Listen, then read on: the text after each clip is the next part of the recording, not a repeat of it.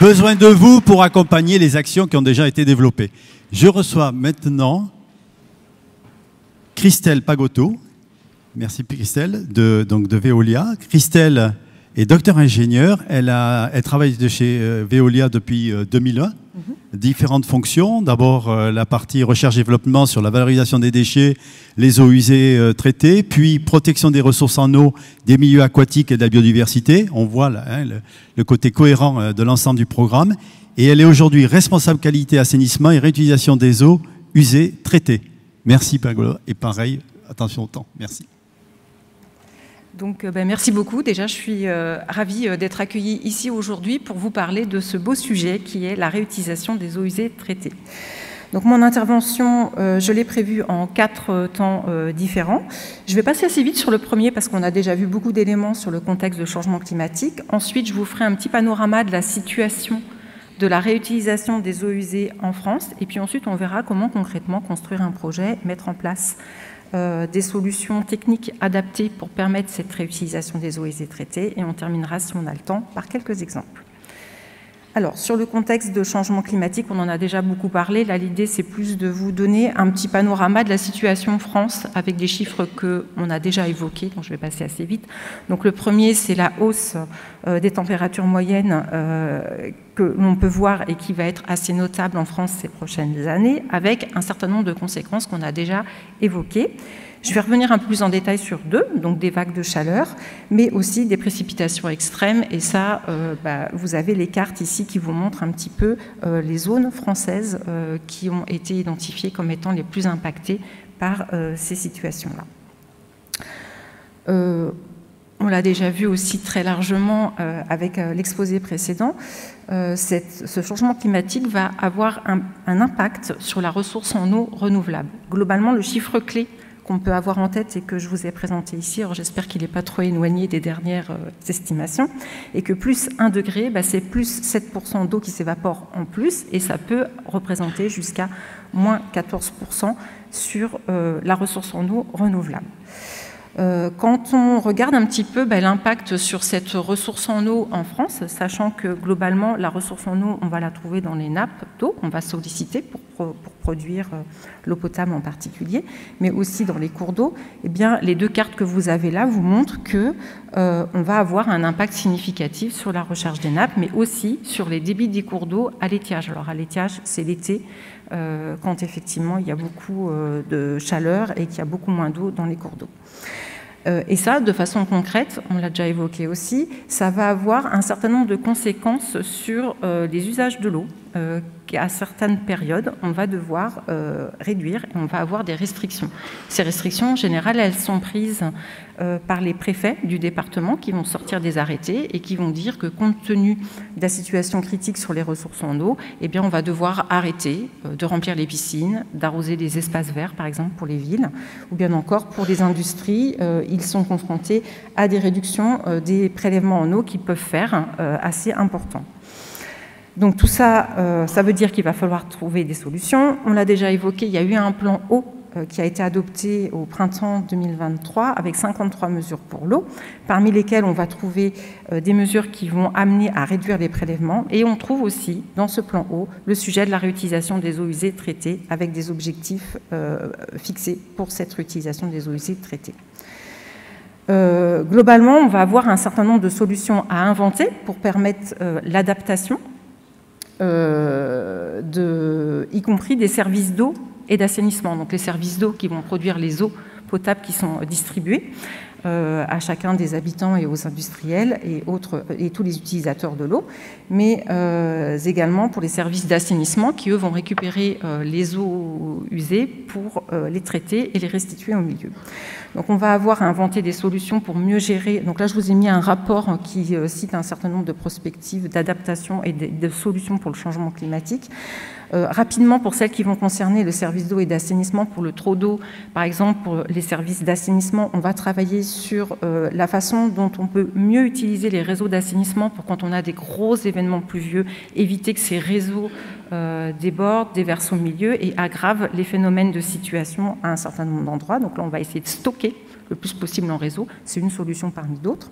On peut avoir aussi des gestions qui vont être faites sur les cours d'eau. Donc, pareil, de la même façon, on va essayer de retenir les eaux, d'activer des vannes, etc., pour éviter d'aller inonder les zones qui vont se situer dans les points bas. Pour le pas assez d'eau, pareil, il y a tout un tas de solutions. Les premières solutions qu'on va essayer de mettre en place, et ça reste une priorité, on l'a évoqué dans la présentation précédente, c'est d'abord de travailler sur la sobriété, c'est-à-dire la réduction des usages de l'eau et la réduction des prélèvements. Ça, c'est les premières solutions qui doivent être mises en place en premier lieu. Et donc là, on va travailler par exemple sur des solutions comme le télérelevé, donc qui va permettre de connaître en temps réel la consommation d'eau qu'on a. C'est un très bon outil qui va aider à sensibiliser sur l'eau et les consommations d'eau. On va travailler sur la sensibilisation, donc on a évoqué tout à l'heure Ecodo par exemple, qui est une solution pour aller sensibiliser les personnes aux bons gestes pour la protection de l'eau. Et puis après, on va travailler aussi sur la réduction des pertes en eau des réseaux, les réseaux d'eau potable qui distribuent de l'eau. Des fois, ils peuvent avoir des fuites, donc on travaille sur des outils qui vont aider, faciliter l'identification de ces fuites d'eau. Et dernier sujet, le recyclage, la réutilisation des eaux usées traitées. Alors, la situation en France de la réutilisation. Alors, déjà, la réutilisation des eaux usées traitées, de quoi on parle? On va parler finalement de voir dans quelle proportion on peut réutiliser les eaux usées traitées en sortie des stations d'épuration urbaines qui vont collecter tous les effluents de la ville, mais aussi d'un certain nombre d'industriels pour les traiter et les restituer au milieu naturel. Donc là, l'idée, c'est plutôt que de restituer ces eaux directement au milieu naturel, c'est de voir si on peut leur donner une seconde vie et de les utiliser pour des usages qui auraient besoin d'une qualité d'eau autre que potable et du coup, voir si on peut les traiter de façon adaptée pour permettre ces usages. Donc là, on va parler d'usages tels que des usages urbains, l'arrosage des parcs, des espaces verts des villes, le nettoyage des réseaux d'assainissement, la réutilisation pour l'agriculture, c'est-à-dire pour aller arroser les cultures, la réutilisation industrielle, on peut à partir d'une station d'épuration urbaine fournir de l'eau à un industriel de proximité pour certains usages. Et puis aujourd'hui, mais c'est plus au stade expérimental, on va aussi parler de pouvoir réutiliser ces eaux usées traitées pour protéger l'environnement, c'est-à-dire réalimenter par exemple des zones humides qui vont se retrouver en souffrance parce qu'elles n'ont pas assez d'eau avec un impact sur la biodiversité, ou bien encore des ressources qui vont être utilisées pour la production d'eau potable. Alors la situation en France, c'est qu'aujourd'hui, ces eaux usées traitées, elles sont assez peu utilisées. Donc là, je vous ai mis une carte qui représente le pourcentage d'utilisation, donc c'est la petite partie rouge sur les petits camemberts que vous avez, des eaux usées dans différents pays européens. Et bien ce qu'on voit, c'est que la France, aujourd'hui, alors c'est un ordre de grandeur, parce que le chiffre est peut-être pas tout à fait actualisé, mais réutilise moins de 1% des eaux usées traitées en sortie de stations d'épuration. Alors que dans d'autres pays, on va réutiliser une proportion plus importante de ces eaux. 8% en Italie, 14% en Espagne, et ça va jusqu'à plus de 80% en Israël, par exemple. Là, vous avez une petite carte qui vous présente le panorama des projets, qui est une cartographie qui a été faite par le CEREMA en 2022 et qui a été réactualisée il y a quelques temps. Ce qu'on voit, c'est qu'on a des projets, mais qui ne sont pas si nombreux que ça, et qu'effectivement, ça s'améliore un petit peu, mais pas très vite. Du coup, il y a eu des travaux qui ont été lancés sous l'égide du ministère de l'Environnement il y a quelques années par l'ASTE. Donc l'ASTE, c'est l'Association scientifique et technique de l'eau et de l'environnement, et qui ont tenté de mettre autour de la table une large panoplie d'acteurs concernés par ce sujet de la réutilisation des eaux usées en France pour collectivement comprendre pourquoi en France, aujourd'hui, on ne réutilise pas davantage les eaux usées traitées en sortie de stations d'épuration. Donc là, je ne vais pas vous citer tous les acteurs, mais on y trouve par exemple les agences de l'eau qui ont contribué, les ministères environnement et santé, et un certain nombre de collectivités et d'acteurs industriels qui ont participé aux travaux.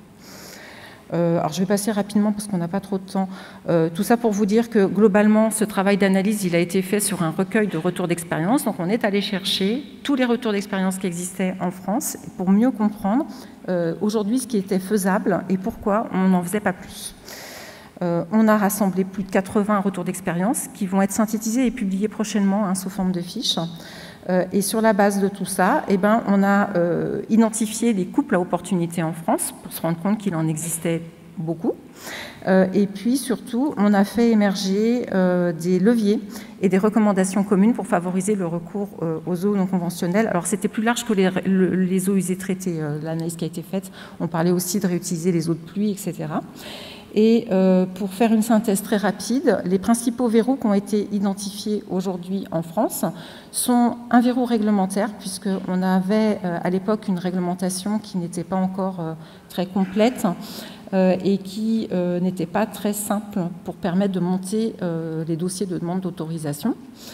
Et qui ne permettait pas l'usage de certains types d'eau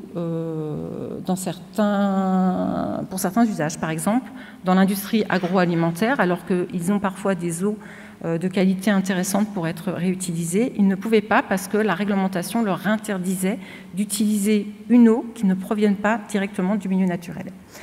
Parmi les autres verrous, celui qu'on peut citer également, c'est un verrou d'ordre financier et économique, hein, parce qu'aujourd'hui, en France, faire une solution de réutilisation des eaux, ça a forcément un coût, puisqu'il va falloir traiter l'eau davantage. Et face à un coût de l'eau potable qui est relativement peu élevé en France comparé à ailleurs, eh bien, souvent, la rentabilité économique est difficile à trouver, parce qu'il faut trouver des utilisateurs de ces eaux et qui acceptent de la payer. Donc on a eu le plan eau, j'en ai parlé, qui a voulu faire un effort pour lever les verrous réglementaires. Et donc on a eu depuis la fin de ces travaux, hein, qui étaient au printemps 2023, à peu près en même temps que la publication du plan eau, des grands chantiers réglementaires qui ont été conduits et qui ont visé à lever les verrous réglementaires. Donc à la fois pour pouvoir réutiliser les eaux usées traitées, mais aussi pour favoriser le recours ce qu'on appelle aux eaux impropres pour la consommation humaine, pour les usages domestiques, qui sont toutes les eaux qu'on va pouvoir avoir dans les logements et les habitations, et aussi dans l'industrie agroalimentaire, et en particulier qui vont lever le fameux verrou que j'ai évoqué tout à l'heure. Aujourd'hui, en ce qui concerne la réutilisation des eaux usées traitées, on a un nouveau cadre réglementaire avec essentiellement donc, un décret d'août 2023 et puis des arrêtés qui sont pris pour les différents usages et qui devraient lever, on l'espère, quelques verrous qui existaient aujourd'hui. De façon concrète, du point de vue réglementaire, ce qu'il est possible de faire aujourd'hui en France, avec des eaux usées en sortie de station d'épuration urbaine, c'est déjà de réutiliser les eaux sur la station elle-même, puisqu'on va pouvoir faire un certain nombre d'usages sur la station. On a besoin d'eau sur une station d'épuration pour préparer les polymères, par exemple, ou bien encore pour nettoyer un certain nombre d'équipements. Et bien souvent, c'est de l'eau potable qui est utilisée. Donc là, on va pouvoir la réutiliser directement sur le lieu de la station, plutôt que de prendre de l'eau potable. De la réutilisation agricole, de la réutilisation urbaine, de la réutilisation industrielle, la réutilisation environnementale, ça commence à se débloquer sous certaines conditions. La seule chose qui n'est pas du tout possible de faire aujourd'hui en France, encore, qui n'est pas réglementée, même s'il y a des expérimentations, c'est de réutiliser l'eau usée traitée pour recharger les ressources destinées à la production d'eau potable. Alors, sans rentrer dans le détail des textes, donc le premier, en fait, il va clarifier le processus d'autorisation, c'est-à-dire qu'avant tout projet, en fait, il va falloir obtenir une autorisation préfectorale, donc monter un dossier qui va être porté en général soit par l'entité qui va produire les eaux usées traitées ou bien celle qui va réutiliser ces eaux usées traitées, qui va être déposée auprès du préfet et des services de police de l'eau, qui va donner lieu à une instruction, avec éventuellement consultation de l'agence régionale de la santé si c'est nécessaire. Et ça va donner lieu à un arrêté préfectoral qui va autoriser l'usage de l'eau, puisque ce processus d'autorisation va viser à vérifier que tout est bien fait et qu'on respecte bien toutes les règles pour pouvoir réutiliser les eaux dans de bonnes conditions, à la fois environnementales et sanitaires. Ensuite, on a des arrêtés par type d'usage. Et aujourd'hui, en France, on a ces arrêtés types qui vont venir préciser les conditions dans lesquelles on peut utiliser les eaux usées traitées qui existent essentiellement pour la réutilisation en agriculture et pour la réutilisation pour les arrosages d'espaces verts. Donc ces arrêtés, en fait, ils vont venir définir les qualités d'eau et les conditions d'usage dans lesquelles on va pouvoir les utiliser.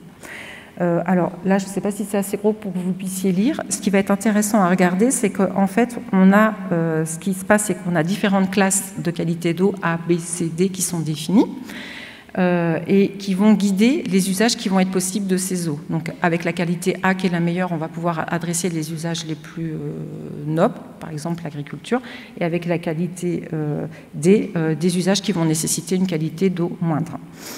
Ce qu'on peut regarder ici, c'est des paramètres qui sont réglementés pour la réutilisation de ces eaux usées traitées. On va retrouver des paramètres assez usuels, on va dire, de la chimie de l'eau, la présence de matière en suspension, la présence ce qu'on a de matière organique dans les eaux, c'est le paramètre demande biologique, DBO5, demande biologique en oxygène, qui reflète ça.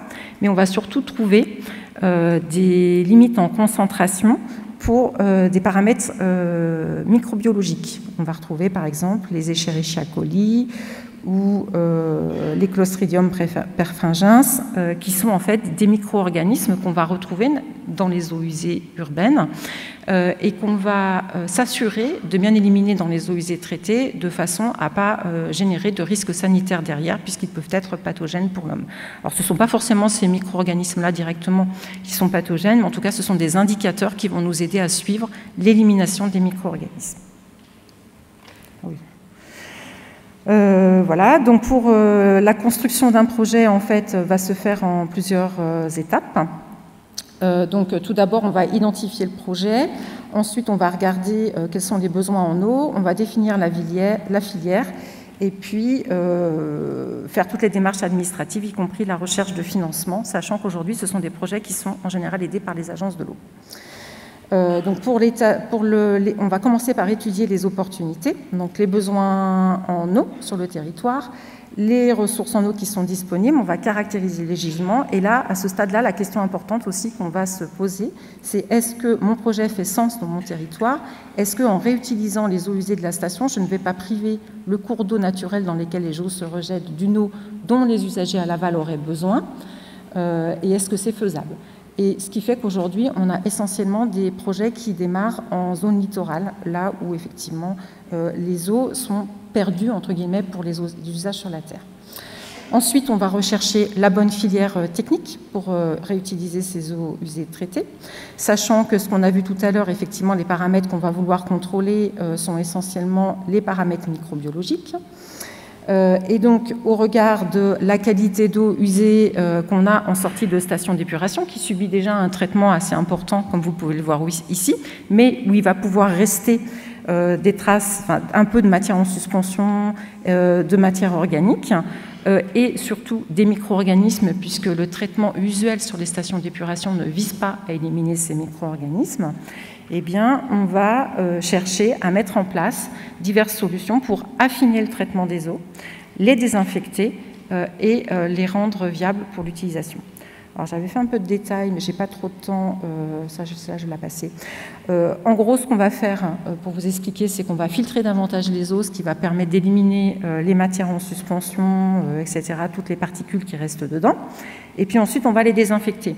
Souvent, on a différentes techniques, mais l'une des techniques qui est la plus utilisée pour la désinfection des eaux en sortie de station d'épuration, c'est la désinfection UV. Donc là, on va utiliser les UV, leur pouvoir bactéricide, pour aller éliminer les micro-organismes qui sont présents dans l'eau. Donc, je ne détaille pas.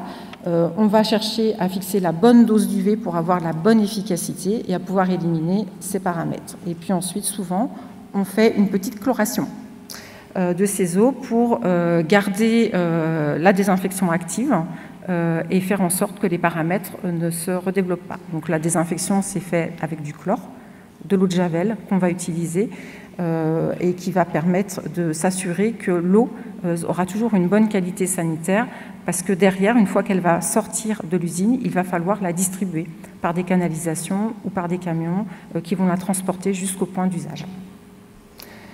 Voilà, alors là c'était un focus sur une petite unité finalement qui va combiner tous ces traitements et qui est plug and play, qui a été développée par Veolia, qui s'appelle la Reuse Box et qui va permettre assez rapidement de mettre en place une solution sur les stations d'épuration de façon à produire des petits débits, des petites quantités d'eau usée traitées pour la réutilisation.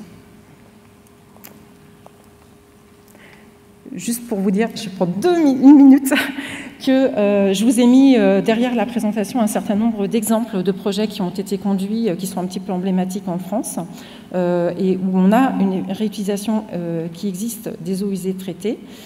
Sur le golfe de Sainte-Maxime, par exemple, qui a été le premier projet à émerger, où là, on a 300 000 m3 par an d'eau réutilisée qui sont utilisées pour l'arrosage du golfe.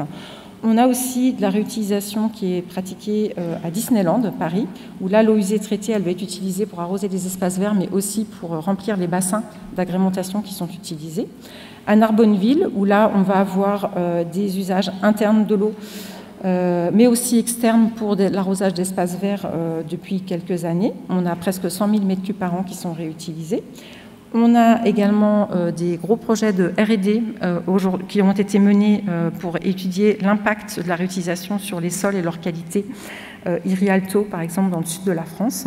Et puis, un projet expérimental, parce que je vous ai expliqué que ce n'était pas autorisé, pour aller regarder comment on pourrait aussi, à partir d'une eau qui sort de station d'épuration, recharger un barrage pour, cette fois-ci, aller produire de l'eau potable.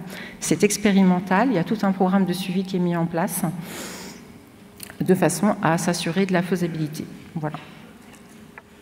Merci beaucoup, Christelle.